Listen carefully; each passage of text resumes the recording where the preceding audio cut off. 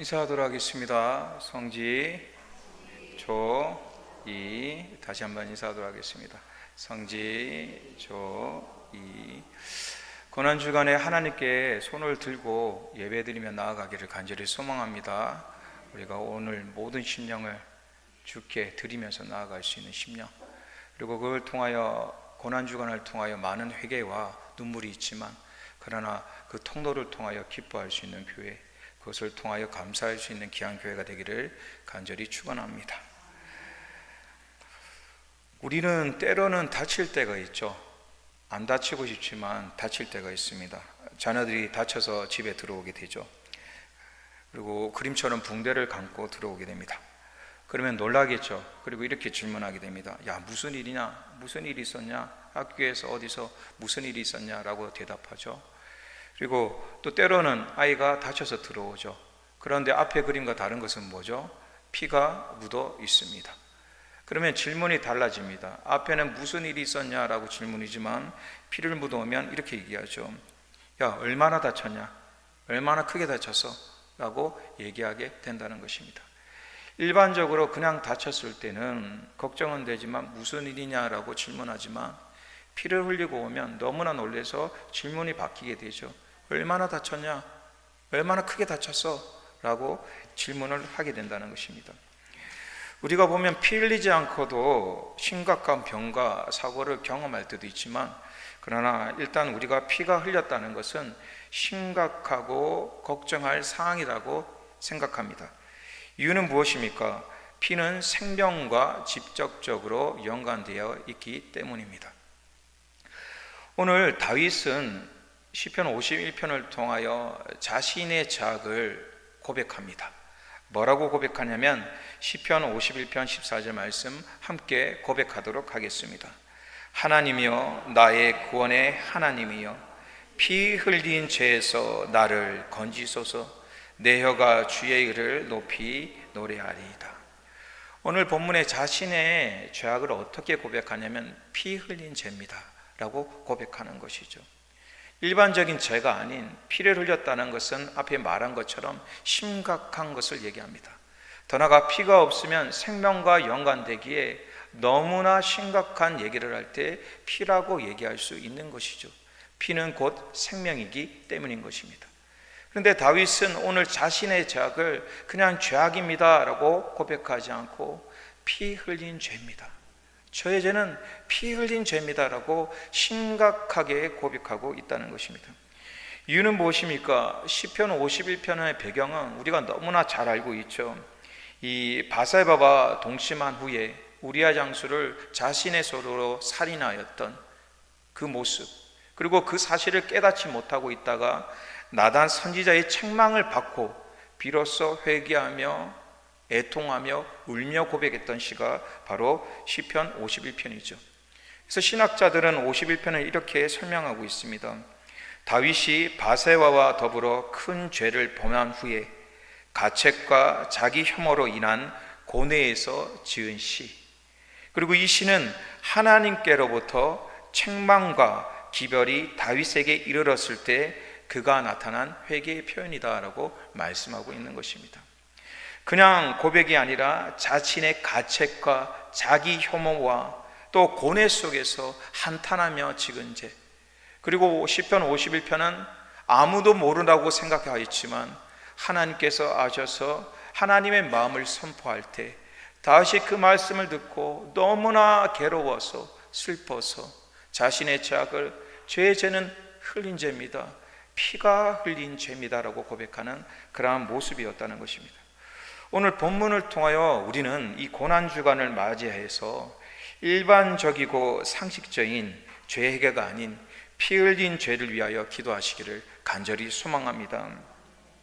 고난주간에 우리의 기도의 제목은 이러한 표현이 되어야 하는 것이죠.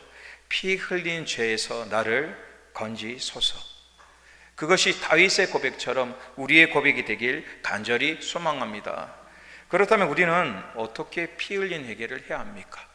또 어떠한 모습으로 주님께 나아가야 할 것인지 오늘 말씀을 통하여 은혜를 나누고자 합니다. 첫 번째로 피 흘린 죄를 고백하기 위해서는 함께 고백하도록 합니다. 나의 죄가 어떤 의미인지를 깨달아야 합니다. 먼저 이 죄가, 나의 죄가 어떤 의미인지를 깨달아야 한다라고 말씀하고 있죠. 2절과 3절 말씀 함께 고백하도록 하겠습니다. 나의 죄악을 말갛게 씻으시며 나의 죄를 깨끗이 제하소서. 물은 나는 네 죄가를 아오니 네 죄가 항상 네 앞에 있나이다. 2절 말씀 보여주도록 하겠습니다. 다윗은 이렇게 고백하죠. 2절에 뭐라고 고백하냐면 나의 죄악이 말갛게 라고 표현하고 있습니다. 먼저 죄악이라는 단어는 아온이라는 단어로서 사악함, 왜곡이라는 의미를 가지고 있죠. 더 나아가서 이 원어는 무엇이냐면 하나님의 뜻을 알고도 악한 죄를 저지른 모습이라는 것입니다. 오늘 다윗이 얘기한 이 죄악은 무엇이냐면 모르고 지은 죄가 아니라 뻔히 하나님의 뜻이 무엇인지를 알고 있는데도 불구하고 그것을 어기는 모습, 그 죄악을 고백하고 있죠. 그러면서 뒤에 이 죄악을 말갛게 씻으시며 라는 표현을 쓰는데요, 씻기다는 것은 카바스라는 것인데 너무너무 스며들어서 일반적으로 씻을 수 없어서 질밟아서 그것을 씻어내야 하는 것, 이 죄악이 얼마나 스며들어 있는지 일반적인 방법으로 씻을 수 없어서 질밟아 그것을 빼야 할 정도로 스며든 죄, 인이 박힌 죄, 그것을 얘기하고 있다는 것입니다. 그러면서 이 죄악이 왜 어떠한 고백을 가지고 있냐면 3절 말씀 보도록 하겠습니다. 이 더러운 모든 죄가 어떻게 고백하고 있냐면 죄가 내 앞에 있나이다 라고 표현하고 있는 것입니다. 다윗은 자신의 죄악을 이렇게 표현합니다. 나의 죄악은 어떠냐면 알면서도 지었습니다. 하나님의 뜻이 무엇인지를 알면서도 나는 그 죄악을 행했습니다. 그리고 그 죄악이 얼마나 반복이 되었는지 일반적인 방법으로 씻을 수가 없었습니다. 그리고 그 모든 죄악이 내가 알고 있습니다라는 고백, 그것이 다윗이 깨달은 고백이었다는 것입니다. 다윗은 왜 이러한 고백을 하게 되었을까요? 자신의 죄악이 이렇게 심각하다는 것을 어떻게 깨닫게 되었고 이러한 고백을 하게 되었습니까? 그 고백을 알기 위해서는 사무엘하 12장의 배경을 바라보면 다윗의 마음과 생각들이 왜 바뀌는지를 알 수 있습니다. 사무엘하 12장 3절에서 5절 말씀 함께 보도록 하겠습니다. 가난한 사람은 아무것도 없고 자기가 사서 기르는 작은 암양 새끼 한 마리뿐이라. 그 암양 새끼는 그와 그의 자식과 함께 자라며 그가 먹는 것을 먹으며 그의 잔으로 마시며 그의 품에 누움으로 그에게는 딸처럼 되었거늘 어떤 행인이 그 부자에게 오매 부자가 자기에게 온 행인을 위하여 자기의 양과 소를 아껴 잡지 아니하고 가난한 사람의 양 새끼를 뺏어다가 자기의 온 사람을 위하여 잡았나이다 하니 다윗이 그 사람으로 말미암아 노하여 나단에게 이르되 여호와의 살아계심을 두고 맹세하노니 이 일을 행한 그 사람은 마땅히 죽을 자라. 나단이 어떠한 예화를 드냐면 이러한 예화를 듭니다. 부자가 살았고 가난한 사람이 살았는데 가난한 사람은 작은 양 암양 새끼 한 마리뿐이라는 것이죠. 이 새끼가 얼마나 귀하냐면 딸처럼 지냈다라고 얘기하고 있습니다. 그런데 어느 날 부잣집에 친한 사람도 아닙니다. 본문엔 그냥 행인입니다. 행인, 중요한 가족도 아니었고 일반적으로 찾아올 수 있는 사람, 행인을 왔는데도 불구하고 자신의 많은 양을 잡지 않고 가난한 자의 양을 빼서 그것으로 대접했다고 말씀하고 있습니다.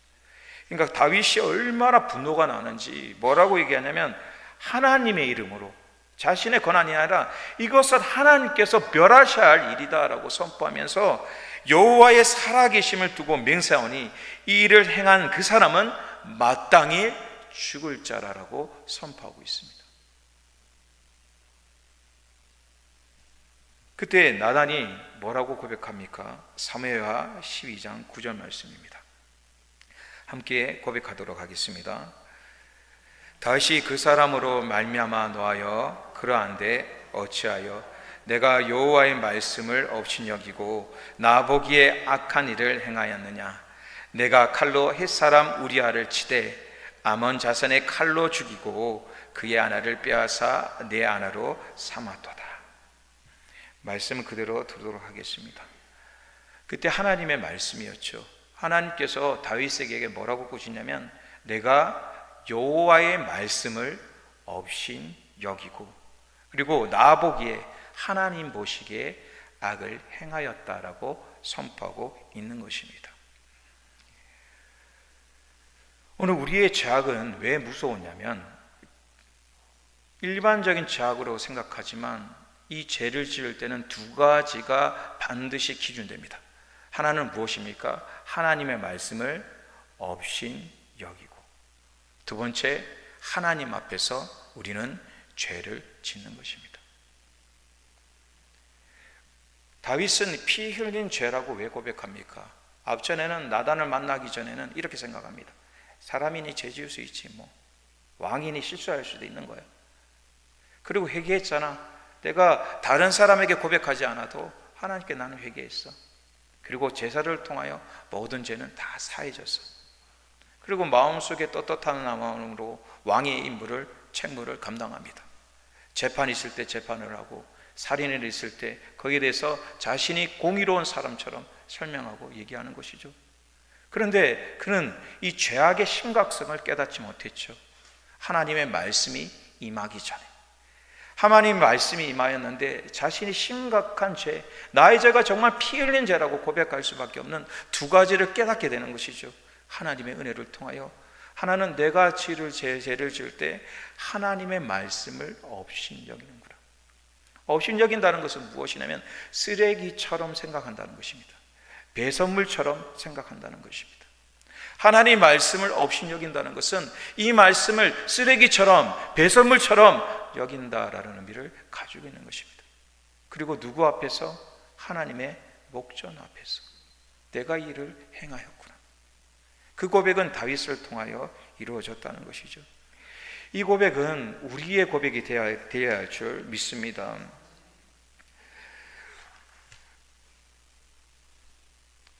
우리의 죄를 정말 심각하게 생각하고 계시나요?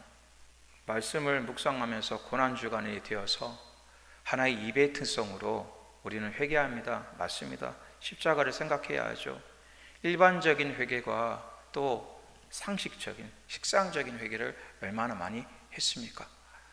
그러나 고난주간은 피 흘린 죄를 고백해야 하는 것입니다. 왜입니까? 주님께서 우리의 죄악을 통하여 피를 흘리셨기 때문인 것입니다.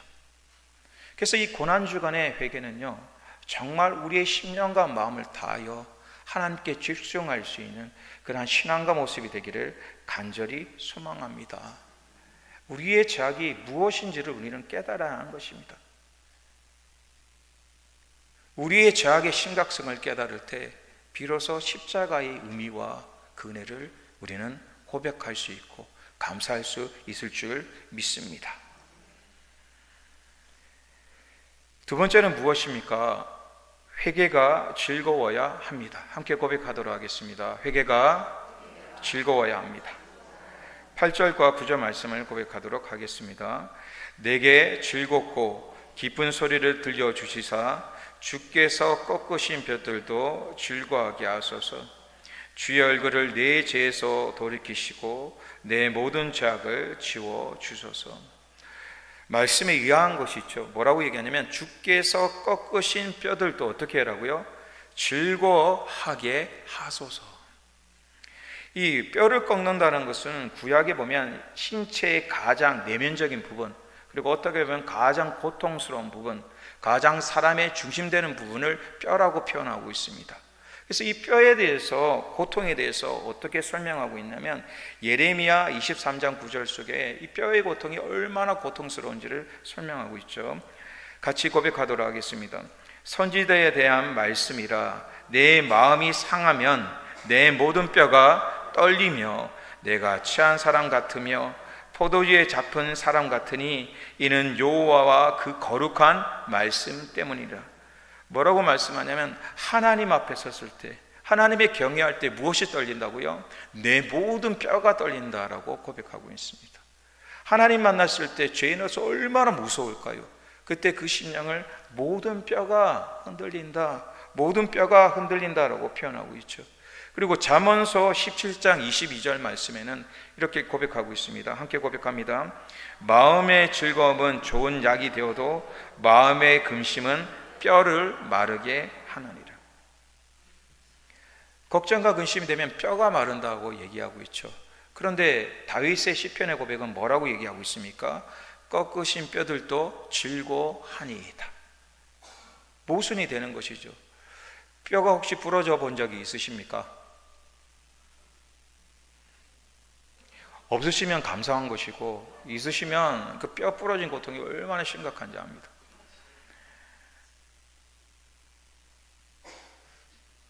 통뼈처럼 생겼잖아요. 제가 웬만하면 잘 안 부러지는데요, 손가락이, 새끼손가락 한번 부러진 적이 있었습니다. 이렇게 부러져가지고 넘어졌는데 이렇게 헛디디다가 손가락 뼈가 이렇게 툭 하고 부러진 것이죠. 금이 간 게 아니라 툭 하고 부러진 거예요. 중요한 것은 부러지지 모르고 그냥 막 다닌 것이죠. 그런데 그날 밤에 어떻게 되면 손가락이 정말 발가락만큼 붓기 시작하는 거예요. 손가락 움직이는 것 같은데 그 통증이 얼마나 심한지 잠을 자지 못할 정도로, 저는 부은 줄 알고 어떻게 이렇게 아플 수가 있지, 어떻게 이렇게 아플 수가 있는지. 그리고 그 다음날 병원에 가니까 뭐라고 하면 엑스레이 보니까 뚝 하고 부러져 있는 거예요. 그때 뭘 느꼈냐면, 야, 손가락 하나 부러지는 것도 이렇게 아프구나, 이렇게 아프구나. 그런데 우리의 허리가 부러진다든지 목뼈가 부러진다든지 다리가 부러진다고 생각했을 때 그 고통을 즐거워할 수 있냐는 것입니다.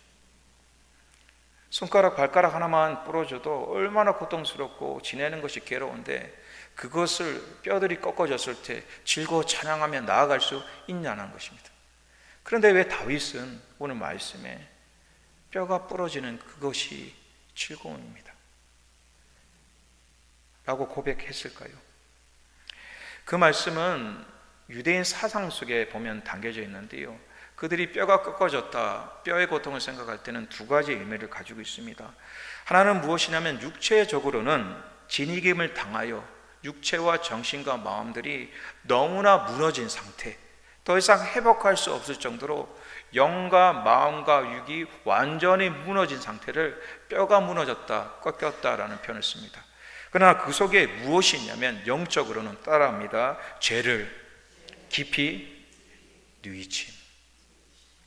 그들의 사상 속에서는 세상적으로 뼈가 꺾었다, 저 집안과 가정과 저 삶은 뼈가 꺾어졌어 라고 고백하면, 영적으로, 육적으로, 심적으로 완전히 무너진 상태라는 고백이지만, 영적으로는 심각한 죄를 회개하고 통회하고 일어나는 순간이라는 표현이 그 속에 있다는 것입니다. 다윗은 무엇이라고 고백하냐면, 죄가 너무나 힘듭니다. 뼈가 부러진 것처럼, 마르는 것처럼 이 죄악이 얼마나 무서운지, 하나님이 두려운지 살 수도 없고 숨을 쉴 수도 없었지만, 그러나 그 과정을 통하여 무엇을 깨닫게 되냐면 회개의 즐거움을 깨닫게 되었다는 것입니다. 회개의 과정은, 또 죄 짓는 과정은 너무나 힘들지만, 그러나 회개가 이루어졌을 때 그 마음과 심령이 얼마나 평안하고 기쁜지, 그러면서 고백하는 것이죠. 하나님, 이 회개의 고통이 있었지만 이 고통이 무엇이라고요? 나의 즐거움이 되었습니다라는 그러한 신앙의 고백이 되었다는 것을 기억하길 원합니다. 하나님의 평강이 있으십니까?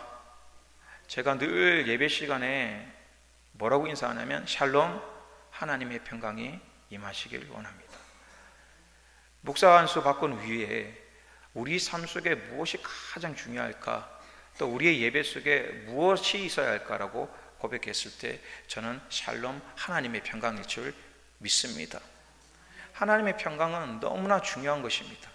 하나님의 평강은 베드로처럼 주위에 파도와 요동이 치지더라도 주님이 계시면 그 심령이 흔들림이 없는 것, 상황이 변하지 않지만 주님을 바라보는 이 심령과 영적인 것이 변함이 없는 것이 바로 평강입니다. 그런데 여기서 빠지지 말아야 할 것이 무엇이냐면, 평강이 임하기 위해서는 반드시 거쳐야 할 단계가 있습니다. 그 단계가 무엇이냐면 따라합니다. 하나님을 진정으로 만나야 합니다. 평강이 임하기 위해서는 하나님을 진정으로 만나야 합니다. 자, 그렇다면 여기서 질문해 볼게요. 하나님이 오늘 이 앞에 계십니다. 우리가 성찬 때 십자가를 이렇게 앞에 세워놨잖아요. 의미가 무엇이죠? 주님의 십자가를 나의 십자가처럼 경험합시다라는 의미죠. 자, 그렇다면 오늘 예수님이 형체와 모습이 저 십자가처럼 우리 앞에 있다면 여러분은 어떻게 하실 것 같습니까? 주님이 우리 앞에 보이는 형체로 계신다면 여러분들은 어떻게 할 것 같습니까? 정답은 따라합니다. 경외함으로. 경외라는 단어가 뭐죠? 앞에 말씀드렸죠. 두려움입니다. 뼈가 떨릴 정도로. 하나님 생기면, 만나면, 하나님이 계시면, 야, 하나님 좋습니다, 우리가 품으로 뛰어갈 수 있을 거라고 생각하시죠? 택도 없는 말이죠. 택도 없는. 자격과 모습이 그럴 수가 없어요. 하나님이 계시면 고향에 있는 부모님처럼 막 쫓아가서 끌어안고 품어주고 그럴 수 있다고 생각하시잖아요. 근데 우리의 형상과 우리의 자격으로는 그럴 수가 없습니다. 우리는요, 정말 무릎 꿇고 눈도 못 부딪히고 땅이 꺼질 정도로 바닥에 붙어 아무것도 할 수 없는 존재, 두려움을 떨며 숨도 쓸 수 없는 그러한 존재로 수밖에 있을 수밖에 없다는 것입니다. 그러나 존재 속에 주님께서 더벅더벅 걸어오셔서 나의 손을 잡아주시면서 이렇게 세워주시고 이렇게 고백하는 것이죠. 주님의 보혈로 너가 하나님의 자녀가 되었다. 주님의 보혈로 내가 너를 용서하겠다. 그 고백이 있을 때 비로소 우리는 일어날 수 있고 주님을 끌어안을 수 있는 존재가 된다는 것입니다. 그 과정이 무엇이냐면 주님을 만났을 때 회개의 과정 없이는 절대로 평강을 누릴 수 없다는 것을 기억하길 원합니다. 목회자로서 신앙생활 하면서 의문점이 있죠. 왜 이 교회 예배를 이렇게 많이 드리는데 마음에 평강이 없을까? 죄송한 말이지만 목사잖아요. 일주일 돌이켜보면 예배 많이 드리잖아요. 죽도록 드리잖아요. 그런데 그만큼 드렸으면 제 얼굴에 평강이 묻어나야 돼요. 그래 안 그래요? 여러분 40일 동안 지금 새벽기도 했잖아요. 그럼 여러분 얼굴 볼 때마다 평강이 묻어나야 하는 것이죠. 그리고 권사님들 여기 많이 계시죠? 남 욕할 게 아닙니다. 최소한 여기 권사님들 20년 30년이잖아요. 그 정도 했으면 광채가 나셔야 되는 거죠. 수건으로 막 가리고 다녀야 되는 거예요. 모세처럼. 그렇잖아요. 주일 예배 끝마치고 집에 돌아가면 식구들이 이렇게 해야 되는 줄. 얼굴에 광채가 난다고. 제 말이 거짓말입니까? 맞잖아요. 그런데 주위의 얼굴을 돌아보시고 자신의 거울을 한번 돌아보세요. 주일날 예배 마치고 돌아가고 40일 새벽기도, 특별 새벽기도가 끝났을 때 내 얼굴에서 광채가 흘러넘치는지. 그렇게 되기를 간절히 소망합니다. 그게 의문점이죠. 왜 수많은 예배를 드리고 은혜 받았다 고백하면서 삶의 평강이 흘러넘치지 않을까? 그 해답은 무엇입니까? 첫 번째, 하나님을 진정 만나지 못한 것입니다. 두 번째, 진정한 회개를 하지 않은 것입니다. 그 두 가지가 되지 않으면 진정한 평강을 누릴 수 없는 것입니다. 다윗은 뼈마른 고통 속에서 그 두 가지를 발견하는 것입니다. 앞에 말했죠. 하나님 말씀을 업신여기고 하나님의 목전에서 짓는 것이 죄악이라는 걸 알고 있었지만 날마다 그러한 삶을 살아간 것입니다. 그러나 나단의 말씀을 통하여 하나님을 만나고 그 순간 자신의 죄악이 무엇인지를 깨달아 엎드렸죠. 그러면서 표현합니다. 제 뼈가 마릅니다. 제 뼈가 마릅니다. 그 고통이 얼마나 괴로운지 정신적으로 육적으로 마음적으로 일어날 수 없고 회복할 수 없을 때에 하나님의 용서의 음성을 듣고 그가 일어나면서 뭐라고 고백하냐면 내가 진정 주님을 만났습니다. 그리고 진정 회개를 하고 난 후에 하나님의 주시는 평강을 맛보니 이렇게 고백하는 것이죠. 내 뼈가 즐거워하나이다. 그 고백의 과정이 오늘 사순절이 되기를 간절히 소망합니다. 그래서 사순절은요, 죄송하지만 아파야 합니다. 정말 많이 아파야 하는 것입니다. 결단하지 못하였던 것, 회복하지 못하였던 것, 그렇게 살아가지 못하였던 것을 가슴을 찢으며 눈물을 흘리며 고통하며 몸부림치며 나아가야 하는 것이죠. 그 고통의 과정 없이는 진정한 평강이 없는 것입니다. 그래서 사순절은 고통의 기간이 맞습니다. 고난주간은 피 흘림의 고난이 되어야 하는 것입니다. 그런 과정과 은혜가 항상 있기를 간절히 소망합니다. 그리고 마지막은 무엇입니까? 정한 마음을 창조하시고 정직한 영을 새롭게 하소서. 함께 고백합니다. 정한 마음을 창조하시고 정직한 영을 새롭게 하소서. 10절과 12절 말씀을 같이 봉독할 텐데요, 이것은 무엇이냐면 다윗이 회개의 영성이 임하여 마음의 평강이 임할 때 너무나 감사해서 고백했던 모습인 것이죠. 회개 후에 주시는 하나님의 영적인 고백일 줄 알고 함께 고백하도록 하겠습니다. 하나님이여, 내 속에 정한 마음을 창조하시고 내 안에 정직한 영을 새롭게 하소서. 나를 주 앞에서 쫓아내지 마시며 주의 성령을 내게서 거두지 마소서. 주의 구원의 즐거움을 내게 회복시켜 주시고 자원하는 심령을 주사 나를 붙드소서. 10절 말씀 먼저 보도록 하겠습니다. 하나님께서 뭐라고 말씀하시냐면, 하나님이여 무엇이라고요? 내 속에 무엇을 창조하신다고요? 정한 마음을 창조하시고 내 안에 정직한 영을 새롭게 하소서. 오른손은 이렇게 하셔서 나의 가슴에 이렇게 대보세요. 그리고 말씀 같이 고백할게요. 10절 말씀은 그대로 두세요. 함께 고백하도록 하겠습니다. 하나님이여, 내 속에 정한 마음을 창조하시고 내 안에 정직한 영을 새롭게 하소서. 한 번 더 고백합니다. 하나님이여, 내 속에 정한 마음을 창조하시고 내 안에 정직한 영을 새롭게 하소서. 한 번 더 고백합니다. 하나님이여, 내 속에 정한 마음을 창조하시고 내 안에 정직한 영을 새롭게 하소서.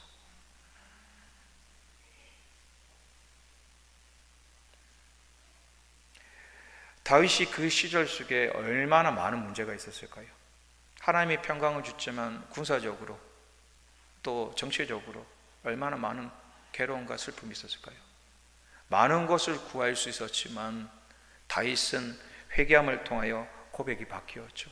뭐라고 고백하냐면, 하나님, 내 안에 내 마음을 창조하셨던 하나님, 나의 영을 창조하셨던 하나님, 나의 힘으로 나의 것이지만 내 속에 있지만 나의 힘으로 나의 영혼과 나의 생각을 어찌할 수가 없습니다.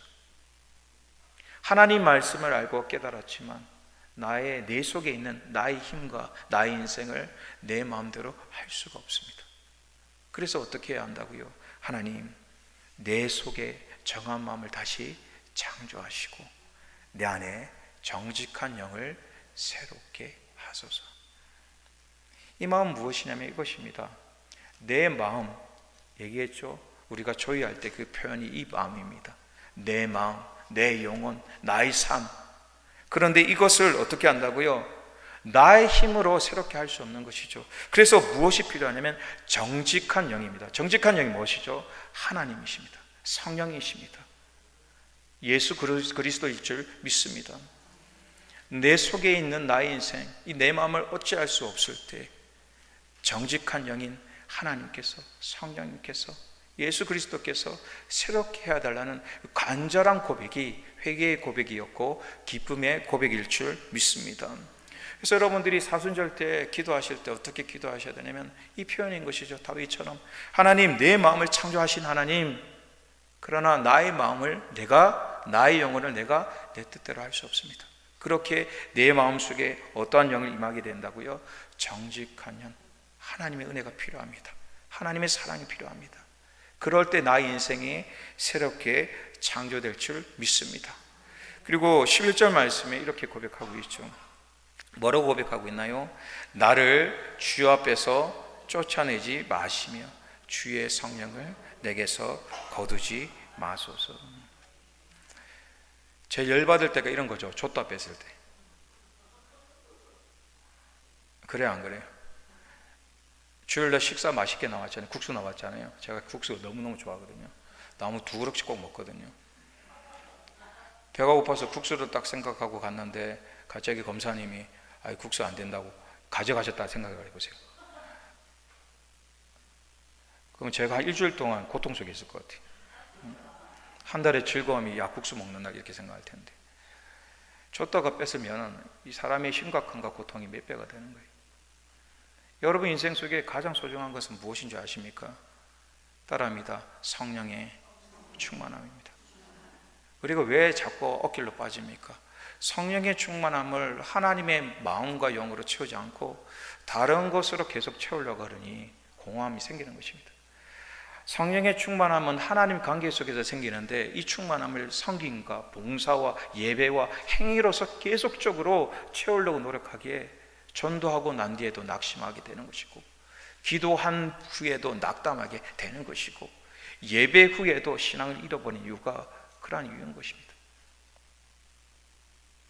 오늘 우리 심령 속에 어떠한 고백이 있어야 하냐면, 하나님의 성령을 놓치지 않도록 부여잡는 신앙이 있길 간절히 소망합니다. 다윗의 말처럼 쫓아내지 마시고 그 심령의 마음이 우리의 마음이 되어야 하는 것이죠. 그리고 마지막 신앙의 고백이 무엇입니까? 12절 말씀 함께 고백하도록 하겠습니다. 주의 구원의 즐거움을 내게 회복시켜 주시고 자원하는 심령을 주사 나를 붙드소서. 이거 다시 한번 간절한 마음으로 고백했으면 좋겠습니다. 제가 고난주간을 보내면서 가장 마음속에 새겼던 말씀이 이 말씀이거든요. 같이 한번 고백하도록 하겠습니다. 주의 구원의 즐거움을 내게 회복시켜 주시고 자원하는 심령을 주사 나를 붙드소서. 나를 붙드소서. 다시 한번 고백할까요? 오른손을 들고 가슴에 두고 고백합니다. 주의 구원의 즐거움을 내게 회복시켜 주시고 자원하는 심령을 주사 어떻게 하자고요? 나를 붙드소서. 나를 붙드소서.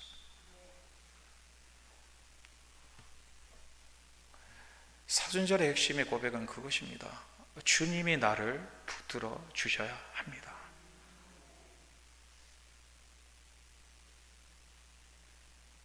우리의 고백과 우리의 의가 아닌 이 신앙의 고백인 것이죠. 예수 그리스도께서도 십자가에 달리셔서 나의 영혼을 아버지께 맡깁니다. 그것이 고난주간의 핵심의 고백인 것입니다.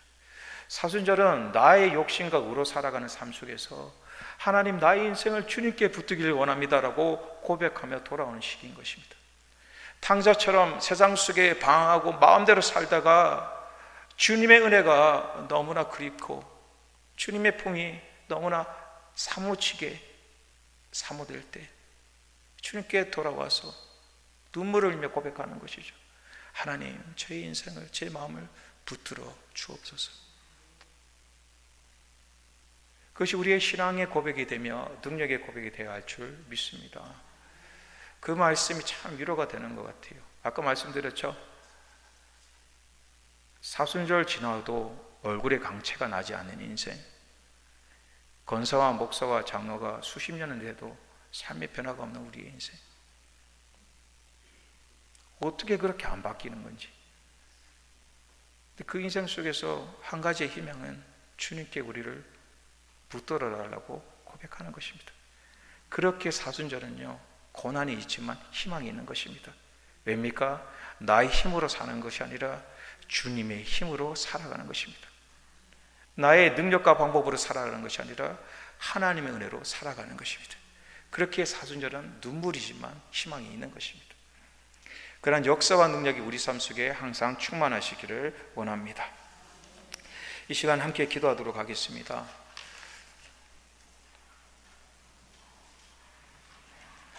이 시간 기도하실 때 하나님, 정말 우리의 삶을 붙들어 달라고, 하나님 이 민족과 교회와 나의 삶을 붙들어 달라고 이 시간 간절한 마음으로 기도하도록 하겠습니다.